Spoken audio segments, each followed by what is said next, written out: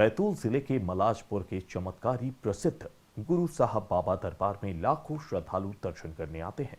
इस दरबार की खास बात है यहाँ पर लगने वाला भूतों का मेला, जहाँ बाहरी बाधाओं से पीड़ित लोग अपने इलाज के लिए यहाँ लाए जाते हैं। वहीं इस मंदिर में आम लोगों के अलावा नेता और बड़ी हस्तियां भी दर्शन करने पहुंचती हैं।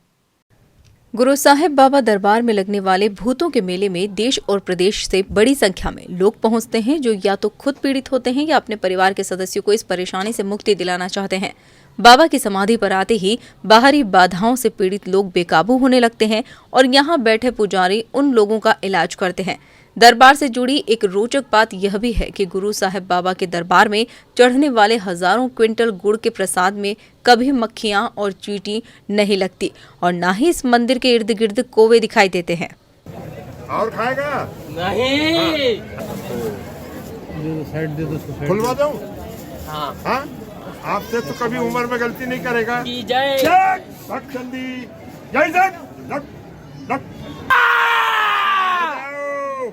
इंतजार है आपका। ये तो अकेला रह जाए, है ना? हाँ। कौन कौन है? 4 लोग हैं। भाई कितनी है इसमें? 2। ये प्रेत तो 3-4 प्रकार के होते हैं। वेद पुराणों में सभी में जो दिए है वो सारे के सारे यहाँ आते हैं। जैसे प्रेत, पिशाच, यक्ष, दानव, किन्नर, मरीच, दैत सभी प्रकार के आते हैं। तो किस तरह से निकलते हैं बाहर? ये गुरु महाराज की जय बोलने से ही निकलते हैं। सारी कृपा इनकी है, किसी व्यक्ति विशेष का यहाँ कोई है नहीं। ये निकल के कहाँ जाते हैं? ये निकल के इनको मोक्ष होता है। पर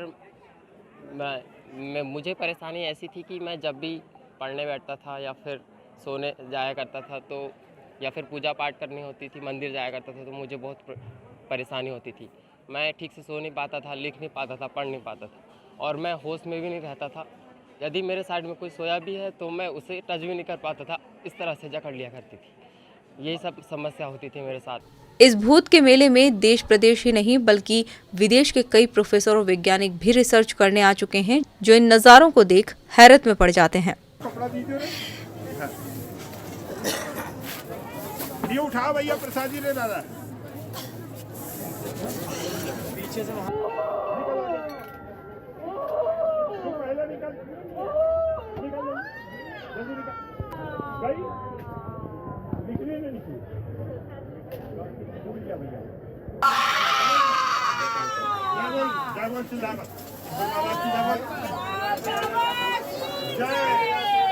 बाद वो यहाँ से हरदा और ज़िले में एक गांव है खिड़की वाला, वहाँ पर रहे और वहाँ से आने के बाद उन्होंने यहाँ पर जीवित समाधि ली और उसके बाद उनकी कृपा और उनके आशीर्वाद से यहाँ पर लोगों की हर मनोकामनाएं पूर्ण होने लगी, निसंतान को संतान प्राप्त होने लगी।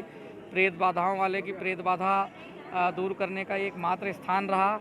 उसके बाद सर्पदंश से भी यहाँ पर लोगों को मुक्ति मिलती है। तो बहुत सी जो लोगों की समस्याएं हैं वो यहाँ पर दूर हुई। जो भी मनोकामना लेकर यहाँ भक्त और श्रद्धालु बाबा के पास आते हैं तो ऐसा हुआ ही नहीं कि कभी किसी की मनोकामना या इच्छा पूरी नहीं हुई।